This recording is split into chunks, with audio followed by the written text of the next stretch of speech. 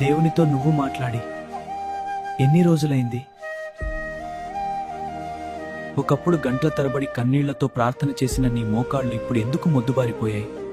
బాప్తిస్మం అయితే తీసుకున్నావు, కానీ దేవునితో నీకున్న బంధం తెగిపోయి లోపల నీ ఆత్మ ఎండిపోయిందని నీకు అనిపించట్లేదా? పైన భక్తిగా కనిపిస్తున్నావు, కానీ లోపల ప్రశాంతత లేదు. ఎందుకంటే నువ్వు ప్రార్థన మానేశావు. ప్రార్థన లేని జీవితం నీరు లేని చెట్టు లాంటిది.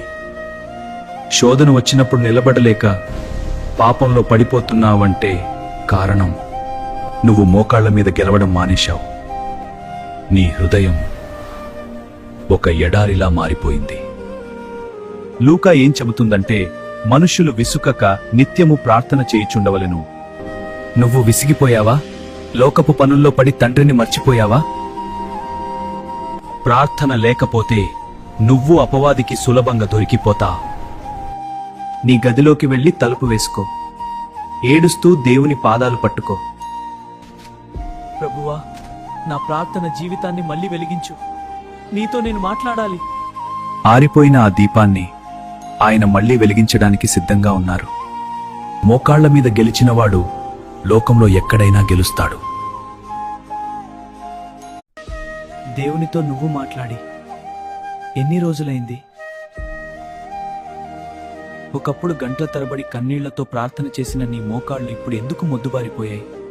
బాప్తిస్మం అయితే తీసుకున్నావు, కానీ దేవునితో నీకున్న బంధం తెగిపోయి లోపల నీ ఆత్మ ఎండిపోయిందని నీకు అనిపించట్లేదా?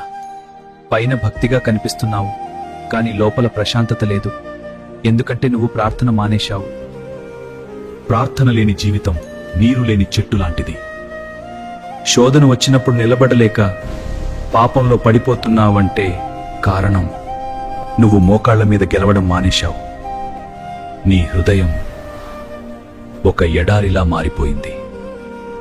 లూకా ఏం చెబుతుందంటే, మనుష్యులు విసుకక నిత్యము ప్రార్థన చేయుచుండవలెను. నువ్వు విసిగిపోయావా? లోకపు పనుల్లో పడి తండ్రిని మర్చిపోయావా? ప్రార్థన లేకపోతే నువ్వు అపవాదికి సులభంగా దొరికిపోతా. నీ గదిలోకి వెళ్లి తలుపు వేసుకో. ఏడుస్తూ దేవుని పాదాలు పట్టుకో. ప్రభువా, నా ప్రార్థన జీవితాన్ని మళ్లీ వెలిగించు. నీతో నేను మాట్లాడాలి. ఆరిపోయిన ఆ దీపాన్ని ఆయన మళ్లీ వెలిగించడానికి సిద్ధంగా ఉన్నారు. మోకాళ్ల మీద గెలిచినవాడు లోకంలో ఎక్కడైనా గెలుస్తాడు.